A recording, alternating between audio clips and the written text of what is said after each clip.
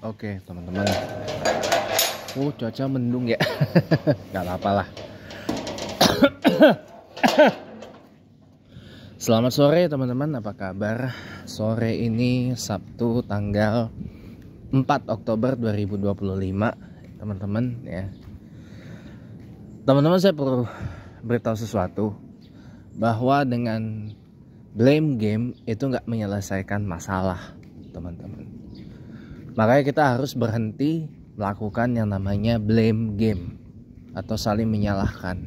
Saya dulu pernah melakukan ini dan mungkin masih sekarang masih, tapi saya coba merubah diri saya, berusaha untuk tidak melanjutkan permainan blame game, dan akhirnya saya putuskan untuk ya kembali ke diri saya. Kalau segala sesuatu yang memang ini itu ada kesalahan saya. Kalau memang ada yang terjadi dengan saya, itu ada tanggung jawab saya gitu. Bukan keadaan atau bukan orang lain. Sekarang teman-teman ya, kenapa kok penyakit blame game ini, penyakit orang suka saling salah menyalahkan? Ini kan sebenarnya karena orang tersebut tidak mampu bertanggung jawab atas apa yang terjadi dalam hidupnya. Seperti yang dikatakan oleh almarhum Mokhtar Lubis yang baru kemarin diberikan tanda jasa oleh Presiden Prabowo Subianto ya. Dalam bukunya yang berjudul Manusia Indonesia yang Ikonik itu ya, di situ disebut bahwa kebanyakan orang Indonesia itu malas dan enggan bertanggung jawab. Sehingga akhirnya apa yang terjadi? Yang terjadi adalah orang pada saling menyalahkan orang lain. Orang, ini kedengeran gak suara saya? Takutnya gak kedengeran, soalnya beberapa yang kemarin gak ditonton ya. Soalnya ya gitu. Lanjut ya. Nanti saya coba review pas saya nanti di rumah aja. Jadi ketika kita sudah berada di tahap saling salah menyalahkan, ini bahaya teman-teman. Kenapa saya bilang bahaya? Karena ya ujung-ujungnya kita bisa menyalahkan Tuhan. Ujung-ujungnya kita bisa menyalahkan Allah. Akhirnya apa? Orang kalau sudah menyalahkan Tuhan, jadi tidak bertuhan. Jadi tidak percaya kepada Tuhan. Padahal kita datang dari Tuhan. Datang dari Allah. Kalau menyalahkan Allah, emang menyelesaikan masalah? Enggak teman-teman. Justru akan menambah masalah baru. Ya, Allah tidak terlibat dalam segala yang Allah itu tidak terlibat dalam apa yang membuat kita jadi seperti sekarang. Misalkan kita broke, kita tiba-tiba jatuh miskin, kita tiba-tiba kehabisan uang, atau kita tiba-tiba utang numpuk, atau kita tiba-tiba tagihan numpuk, atau kita tiba-tiba ya intinya broken lah. Intinya tiba-tiba broken gitu.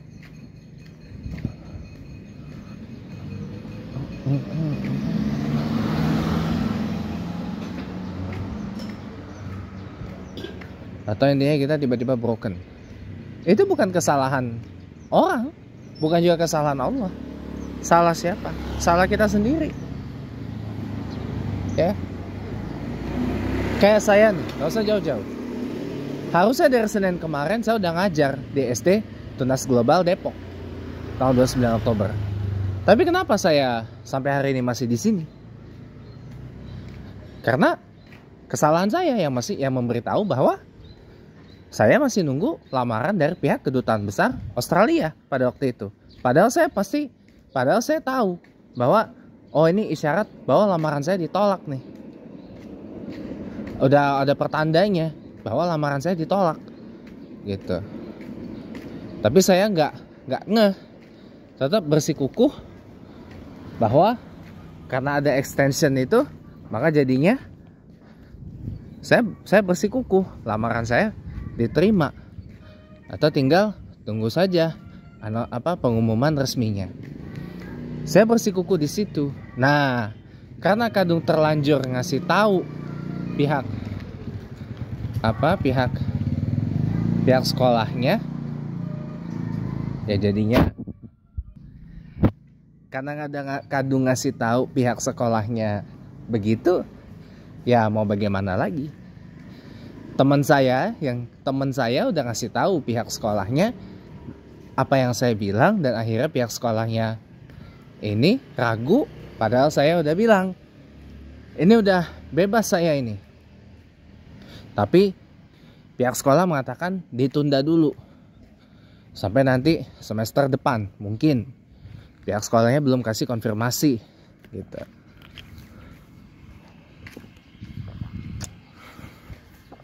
Dah, makanya itu yang menyebabkan saya jadi masih seperti sekarang ini. Itu karena kesalahan saya sendiri. Ya, kesalahan saya adalah terlalu mempercayai ya apa yang dijanjikan oleh yang sebenarnya, bahwa lamaran saya sebenarnya sudah secara tidak langsung itu ditolak. Karena kan nggak memberitahukan dalam kurun 4 minggu. Karena saya nggak baca alinea itu di dalam panduannya itu, guidance-nya itu. Gue paling gak suka banget ya kalau dipanggil kayak gitu dan diganggu kayak gitu, gue gak suka.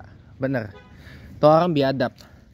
Memang boleh dia kaya, boleh dia punya ambulan, boleh dia kader partai, tapi gue tetap manggil itu biadab. Kenapa? Karena pertama saya kurang suka dipanggil ustadz, dan yang kedua juga saya lagi serius begini tiba-tiba diganggu kayak gitu. Apa nggak kurang ajar itu namanya? Itu kan namanya biadab. Itu aja sih.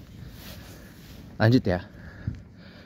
Jadi karena saya terlalu percaya karena saya nggak baca itu, ada di guidance ya, bahwa setelah 4 minggu apabila tidak menerima pemberitahuan udah pasti ditolak, udah otomatis lamarannya ditolak. Nah saya nggak baca itu karena saya terkecoh dengan email yang masuk, karena butuh waktu 3 minggu lagi untuk pengumumannya.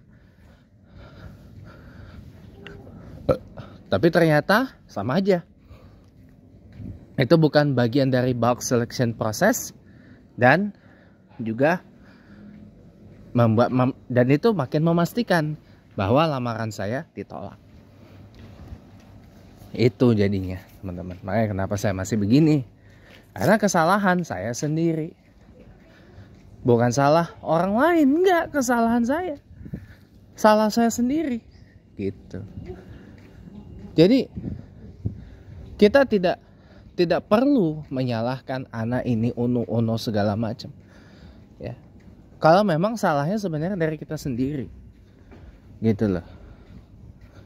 Contoh misal, kenapa pejabat-pejabat pada korup?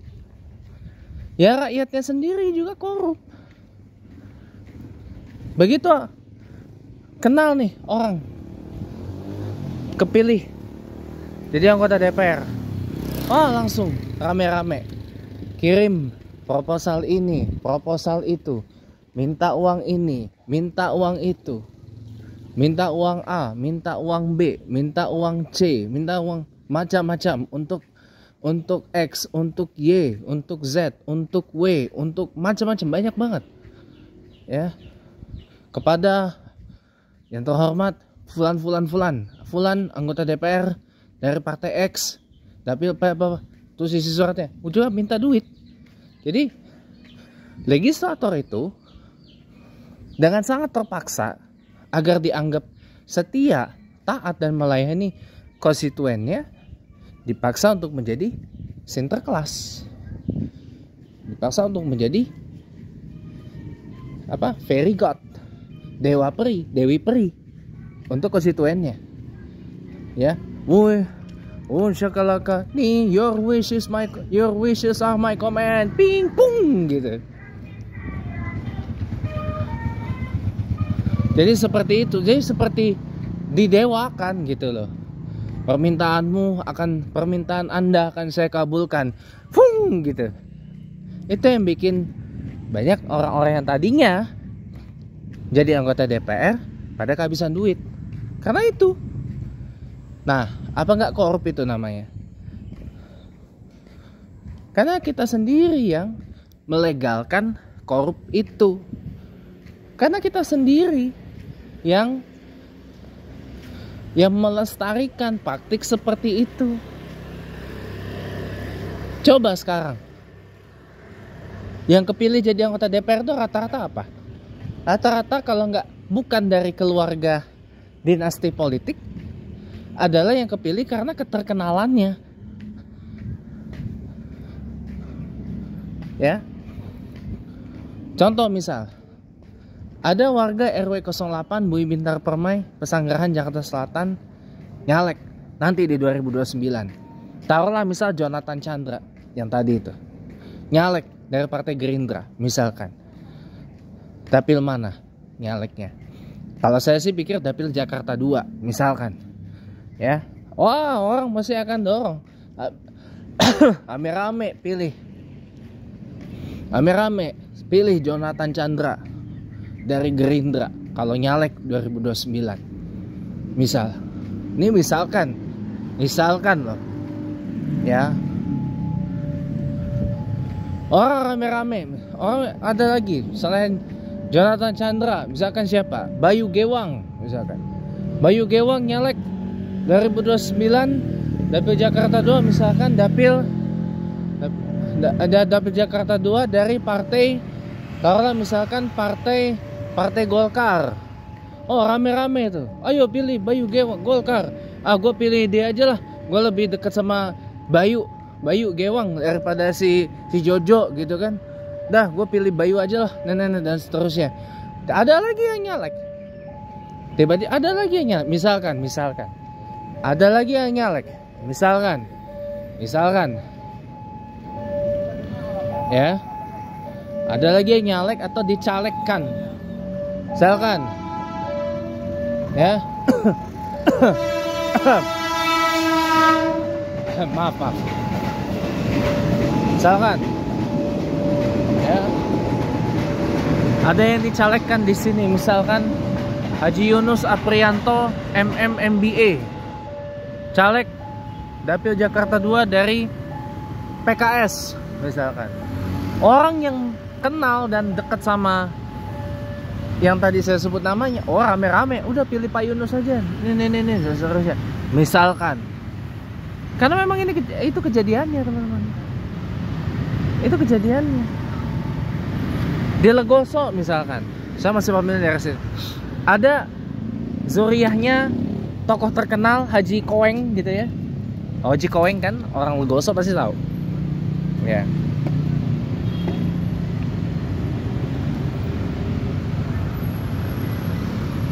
Misalkan anak atau cucunya atau kerabatnya atau keluarganya Haji Koeng nyalek atau dicalekin dapil Tangsel DPR, dicalekin siapa? PKS misalkan. Orang pasti akan rame-rame pilih anaknya Haji Koeng. Kenapa? Karena ngelihat nama bapaknya Haji Koeng. Gitu. Pasti. Karena orang pada kenal, apalagi orang Legoso kan. Orang Legoso nggak ada yang nggak kenal dengan Haji Koeng almarhum. Ya, itu aja. Nah, kalau masyarakatnya masih begitu, berharap pemerintah dan pejabat tidak korup, tidak korupsi, ini kan ibaratnya mimpi di pagi mimpi di siang bolong, mimpi di pagi buta, mimpi di pagi hari lah ibaratnya. Pagi-pagi udah mimpi aja, kan? Nggak begitu, teman-teman. Kalau mau pejabat dan pemerintah nggak korup, itu dimulai dari kita dulu. Saya bilang begitu kan. Dimulai dari kita dulu. Kita yang memulai untuk berhenti melakukan tindakan-tindakan seperti itu. Nanti dengan sendirinya akan mengikuti. Kita berhenti bermental pengemis gitu misalkan. Minta-minta mulu. Minta bansos, minta macam-macam dan seterusnya.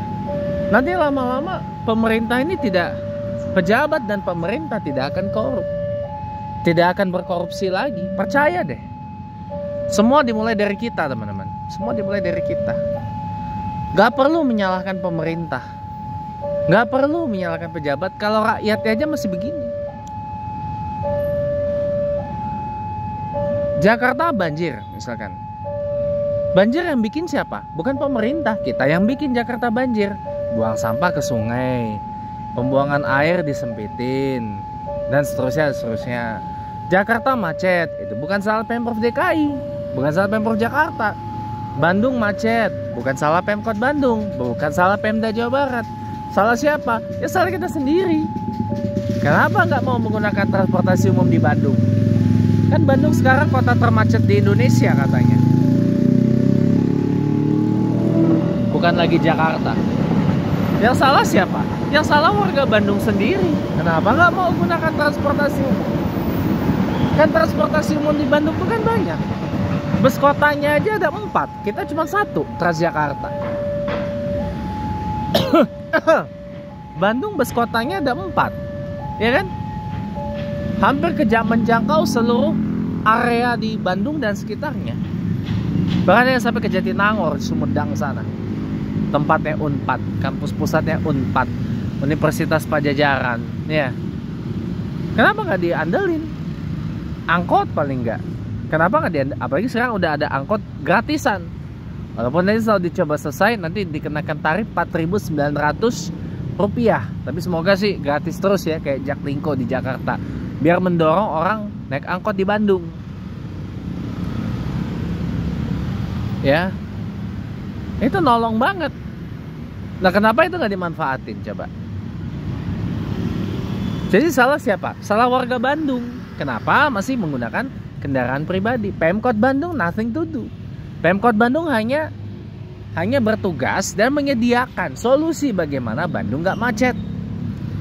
Selebihnya tergantung kita. Kita mau ngikut apa yang diarah oleh Pemkot Bandung dan Pemda Jawa Barat, atau ya kita masih ngoyo, masih complacent dengan maunya kita.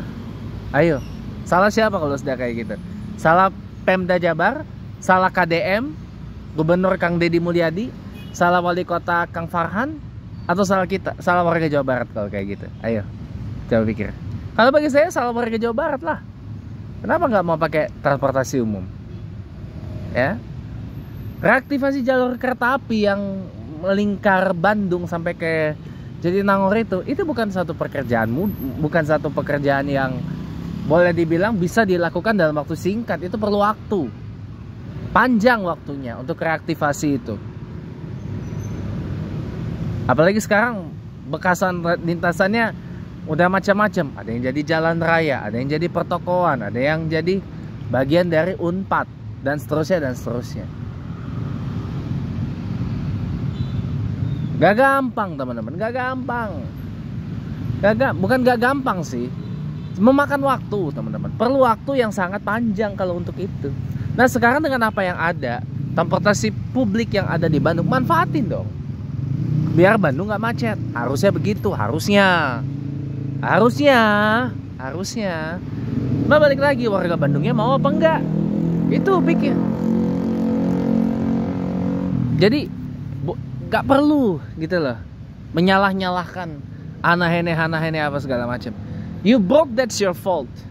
You got broken, that's your fault. Your city got stuck, it's your fault. Ya.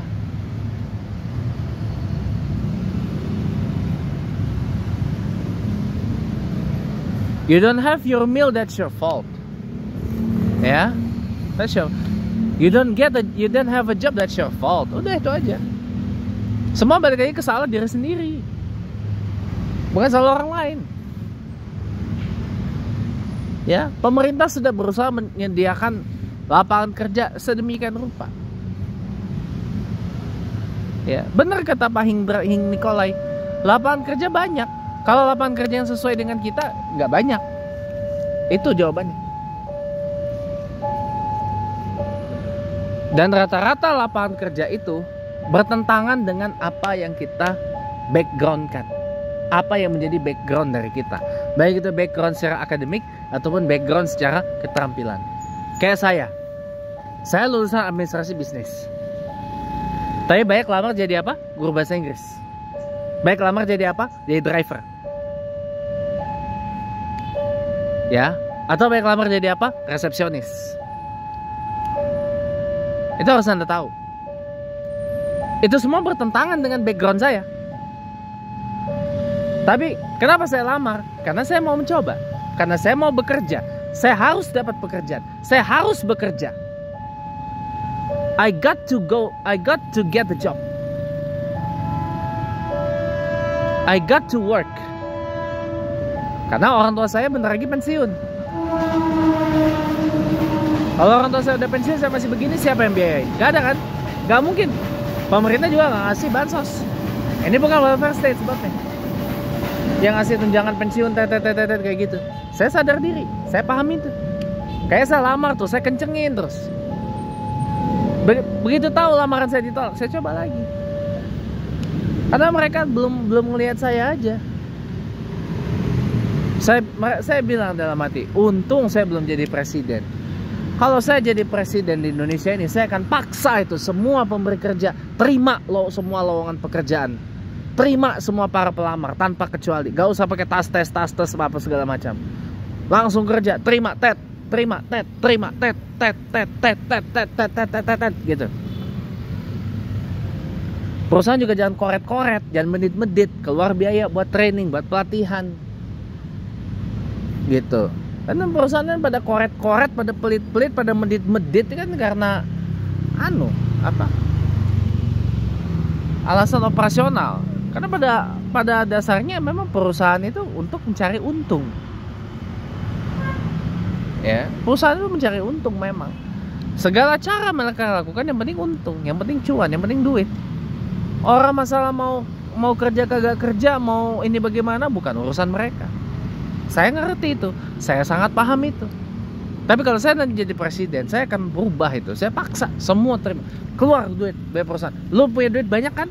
Kalau duit lo banyak, lo keluarin buat training, buat latih itu pegawai-pegawai baru lo, biar bisa sesuai dengan apa yang lo mau, biar sesuai dengan visi misi objektif dari perusahaan.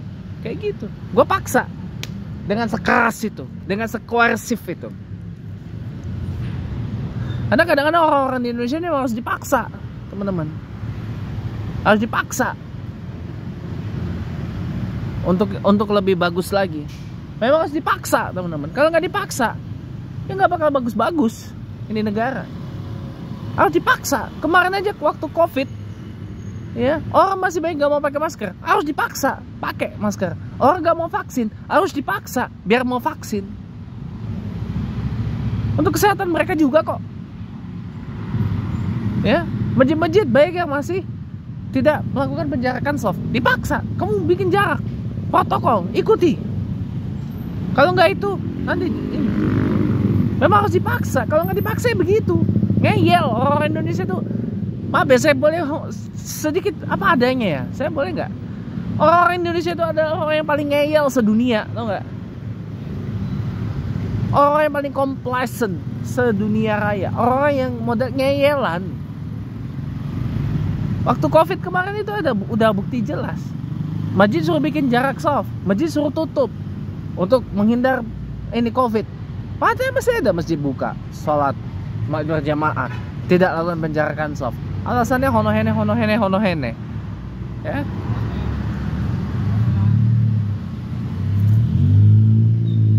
Macam-macam alasannya. Ini itu apa segala macam. Ya.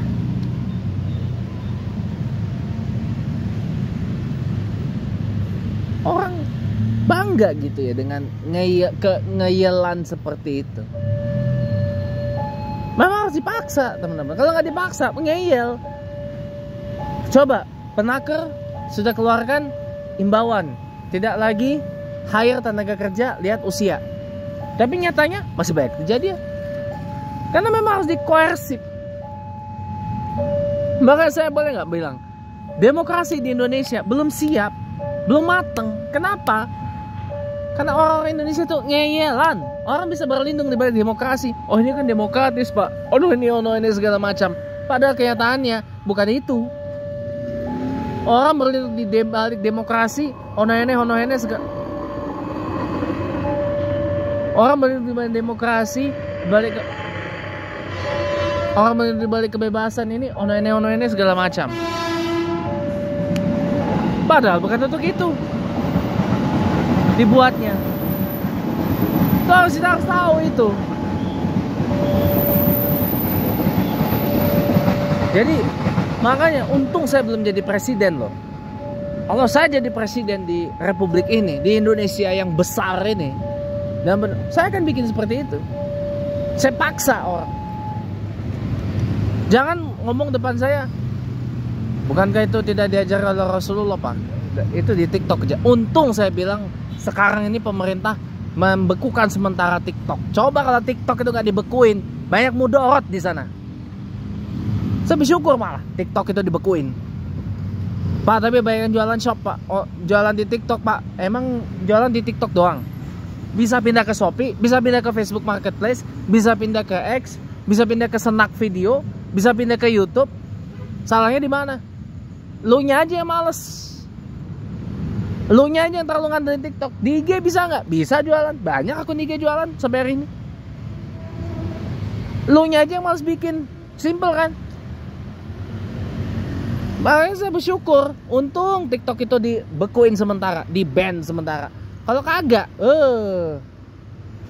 mudarat yang banyak. Kalau bisa dibekuin permanen, dilarang TikTok itu, ya, dilarang di Indonesia tuh harusnya tuh. Kalau udah kayak gitu, gak usah dibekuin sementara, dilarang aja sekalian. Kalau banyak mudarat kayak gitu, ya.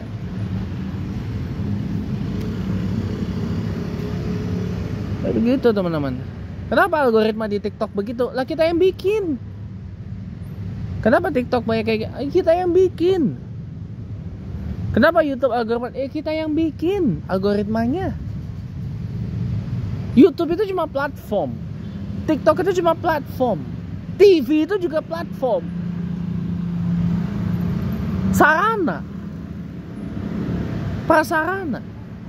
Yang bikin algoritma itu siapa? Lah kita sendiri. Coba kenapa sekarang TV yang kagak nayangin sinetron, kagak nayangin apa infotainment, pada rungkatan semua, pada rungkat, pada kagak ada yang nonton. Kenapa? Ya karena kita yang bikin algoritma seperti itu. TV ujungnya apa? Profit, rating, sharing, udah itu aja.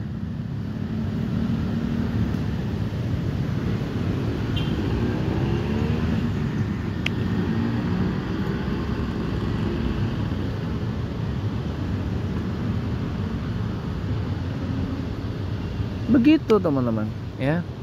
Jadi sekali lagi teman-teman ya, saya mengajak saya sendiri dan Anda para pemirsa, ya, berhentilah bermain blame games.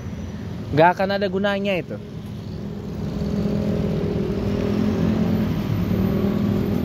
Yang bikin kita berhasil selain campur tangan Allah, kita sendiri. Tapi yang bikin kita broke juga kita sendiri, bukan orang lain. Itu.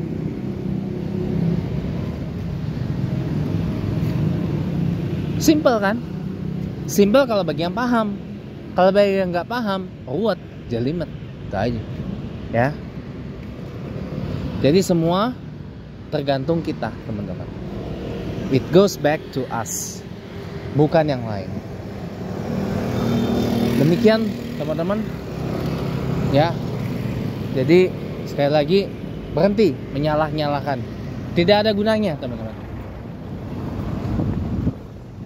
Kalau kita remuk, kita hancur, kita sakit, kita apa? Salah siapa? Ya salah kita sendiri. Kenapa kita gak mencegah brokenness itu? Ya kan? Iya. Baik teman-teman, terima kasih banyak. Selamat sore. Hiduplah Indonesia Raya, Indonesia Jaya, Indonesia maju, Indonesia sejahtera, Indonesia makmur, Indonesia kaya untuk semua. Sampai bertemu kembali.